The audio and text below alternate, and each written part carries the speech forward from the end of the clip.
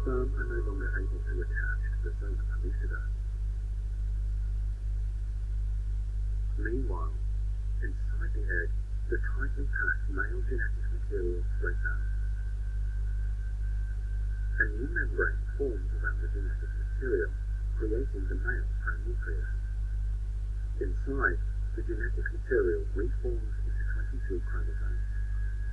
The female genetic material, awakened by diffusion of the sperm with the egg, finishes dividing, resulting in the female pronucleus, which also contains 23 chromosomes.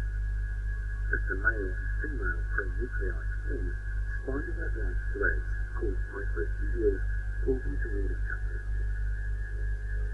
The two sets of chromosomes join together, completing the process of fertilization.